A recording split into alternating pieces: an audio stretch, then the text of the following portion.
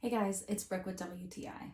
I just had my second baby, and with my first, I never figured out a carrier that worked for me. But I found this Infantino Flip 4-in-1 convertible carrier, and it has worked out so well for me with my second baby. This carrier is so lightweight and super easy to put on, and the pattern is really cute also.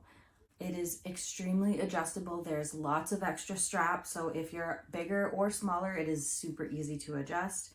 I love how easy this makes it for me to do things that I normally wouldn't be able to do with my son awake, like doing my makeup or emptying the dishwasher. It holds him in the perfect position, and I love that there is this extra part of material that holds his head when he is a newborn, and you can also clip it back once he's big enough to hold up his head on his own. This is the cutest and easiest to use carrier that I have had, and I love it so much, and you will too, but that's just my point of view.